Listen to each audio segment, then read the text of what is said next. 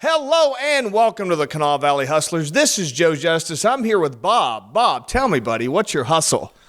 I got a few hustles, but we'll highlight my training and coaching practice. That would be my hustle. Let's hear about training and coaching with Bob Theuring. Okay.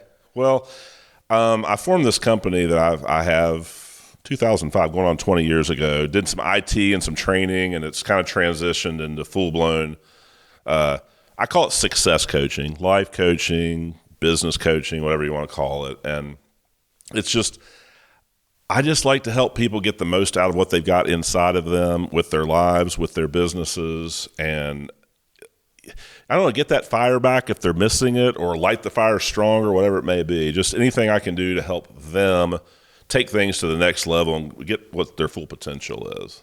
And from talking to you in the past, I know that your biggest problem is I know statements. So talk to me a little bit about the I know statements. Yes, it is. And you and I have been up and down on this topic. But what the question is, what do I mean by an I know statement? It is I'm going to go to the mall today, and I know it's going to be miserable. I know traffic's going to be bad. I know what Bob's going to tell me. I already know all of these things. Anything that you have in your head that you either literally say the words I know, or you in your guts like, I already know this stuff. That's the I knows that I'm talking about. And you don't really, whenever you know what's going to happen, you don't really open yourself up to reality at that point, right? You've already made up your mind. Everything's already done, and nothing's going to change, right? Well, I know takes away all the imagination, because you think about that. If I sit down at the canvas and, well, I know what it's going to look like. I don't know. I know in my mind what I want it to look like, but I know takes away imagination, and it also stops learning. That's the biggie, Joe. It stops people from learning. I already know this, and they'll miss something right in front of them, including me. Right. And so an example of that might be, you know what? I'm going to try to make a sell. I'm going to call this guy, but I know he's going to say no. So you don't even make the call. You just proved yourself right, right? Correct. You don't make the call, or worse yet, you make the call with the I know, and then people feel that on the other side, whether they know it or not. I already know he is or isn't a good potential client. You go in with zero I knows, just excited, anxious, and curious to just learn about them. That makes all the difference. Yeah. So tell me a little bit more about some of your coaching practices for success coaching, so you get rid of the I knows. What other kinds of typical challenges do you help people overcome in your coaching practice? I get a lot of requests all over the board. Generally speaking, people are wanting some kind of improvement in either their imagination, in their impact, their income. A lot of the I words, people are looking for improvement in these areas. And so I ask them what they really want. And boy, that question stumps people a lot of times, because they're not used to people asking them, what do you really want? And then everybody's answer is the typical, I just want this. And they're always very limited. Yeah. Not always. A lot of times they're very limited. And I don't know, to answer your question, I will sit with them, challenge them, work with them, help them to be a creator instead of just a living by default. You know when you get your new cell phone, your new mobile phone, Yep. It's got all the settings programmed into it. Okay, and I know you're not like this, but a lot of people just they live their default settings. Yeah. I help people customize to create what they really want. Does that make sense? Yeah. Well, you don't have to live with default, right? No, you do not. And people are like, I don't have time to put in that effort up front. And I tell people, you don't have time not to do that, because otherwise, you've probably heard the phrase that if you don't have a plan, someone else has a plan for you. I hate using those cliches, but it's kind of true.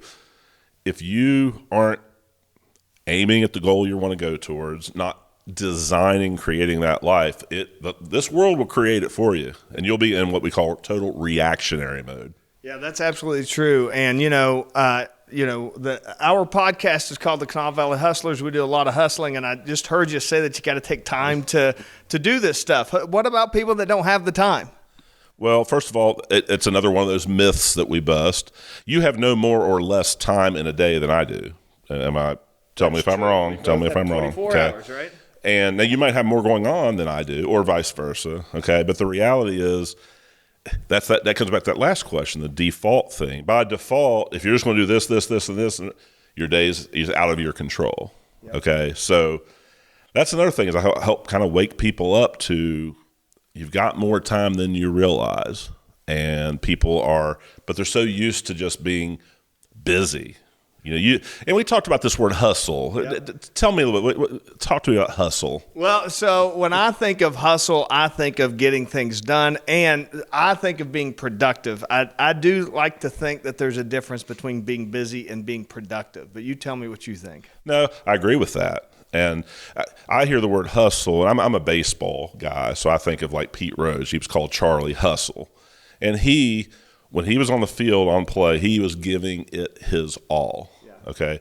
But I bet if we looked at his practice regiment and we looked at his routines, I'll bet you there was a lot of slowed down and focus. Because if you don't slow down and work those muscles, you're going to get injured. You're done. That's a metaphor for this. So. There is a difference there, but there's game time, right? Yes. And then there's preparation, and then there's off time, and you need all of that stuff, right? It's not always game time 24/7, right?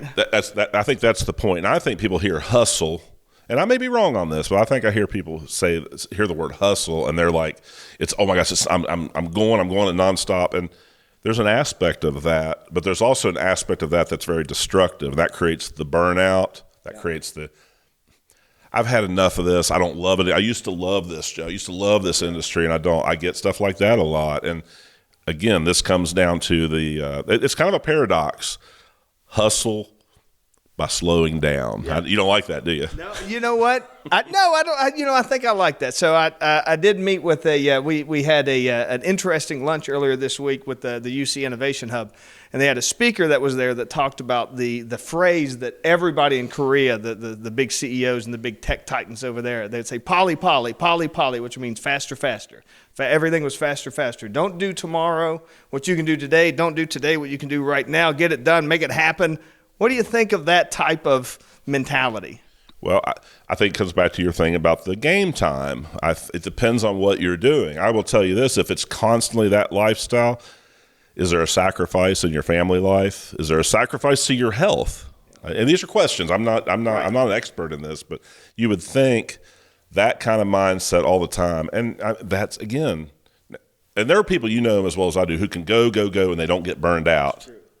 And then there's people that you know that are kind of, and they get, so it's not just a speed thing. There's, effective and efficient. Those are two interesting words. Yeah, they are. And from I think it's from the 7 Habits of Highly Effective People, he said we should always work on being effective with people and efficient with things. I always sticks with me. That's a good quote, isn't it? That's really good. I'm going to remember that. So, and as we're kind of wrapping up here, you mentioned, it might be different for different people, and maybe that's a case where a coach could help you out to really identify that. So for anybody who's watching or listening, how would they reach out to you to learn a little bit more and maybe get a little help? Very easily. They can go to my website, www.workintandem.com, or find Tandem Innovations on Facebook. That's a lot of people communicate that way these days.